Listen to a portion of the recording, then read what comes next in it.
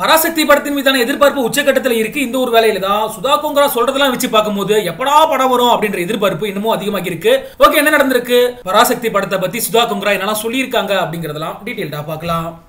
SK என்று அழைக்கப்படக்கூடிய சிவகார்த்திகேயன் நடிப்புல சுதா கொங்கரா இயக்கத்துல உருவாகி இருக்க திரைப்படம் தான் பராசக்தி.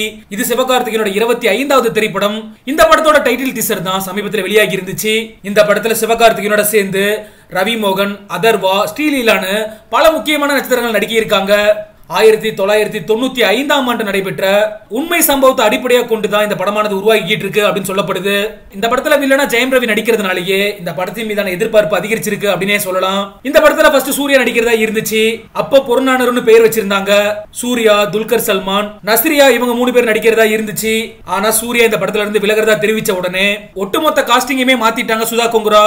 சூர்யாவுக்கு பதிலா சிவகார்த்திகேயனும், துல்கர் சல்மானுக்கு பதிலா ஜெயம் ரவியும், நஸ்ரியாவுக்கு பதிலா ஸ்ரீலீலாவும் இந்த படத்தில் நடிக்கிறாங்க. இந்த நிலையில தான் இந்த படத்தோட இயக்குனரான சுதா கொங்கரா பராசக்தி படத்தை பத்தி சிறப்பா பேசியிருக்காங்க. அந்த வீடியோ தான் இப்ப சோசியல் மீடியாவுல பயங்கரமா வைரல் ஆகிட்டு இருக்கு. என்ன சொல்லிருக்காங்க அப்படின்னா, பராசக்தி படத்தை பொறுத்தளவுக்கு எனக்கு ரொம்பவே நெருக்கமான திரைப்படம். இறுதி சுற்று படத்தை விடவும் 100 மடங்கு, சூரரை போற்று படத்தை விடவும் 50 மடங்கு எனக்கு அதிகமா சொல்லணும்னு தூண்டி விடுற ஒரு விஷயம் தான் பராசக்தி. எனக்கு மிகவும் நெருக்கமான படம் அப்படின்னு சொல்லி சுதா கொங்கரா பேசியிருக்காங்க. இதன் மூலமா கண்டிப்பாவே பராசக்தி திரைப்படம் ஒரு சிறப்பான திரைப்படமா இருக்கும் அப்படின்ற எதிர்பார்ப்பு ரசிகர் மத்தியில இன்னமும் அதிகமாகி இருக்கு. ஒரு 3 வருஷத்துக்கு அப்புறமா இல்லை 2 வருஷத்துக்கு அப்புறமா நான் படத்தை வந்து தியேட்டரில் பார்க்குறேன். It's extraordinary experience. இன்னைக்கு தான் படம் ரிலீஸ் அந்த மாதிரி இருந்துச்சு. Thanks to Gnanavel for that. And தேசிய விருது வந்து இந்த படத்துக்கு இத்தனை கிடைக்கும் போது இட்ஸ் அது சொல்ல முடியாத ஒரு அனுபவம் எனக்கு. அது என்னால் சொல்ல முடியல, பிகாஸ் எக்ஸ்பெக்டே பண்ணல.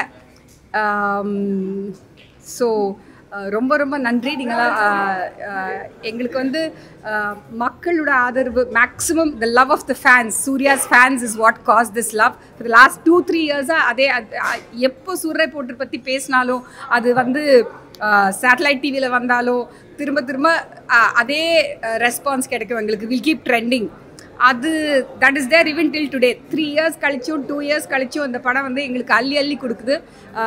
ஐ am thankful to all the fans, to all the audiences of the entire country and the jury who judged us as the best feature film and gave Surya the best actor award, and Aparna and GV.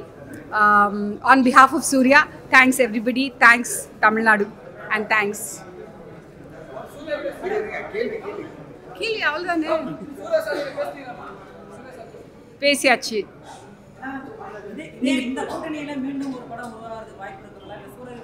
ஆமாம்மா, already சொல்லியாச்சு. Next Surya வச்சு தான் படம். யா.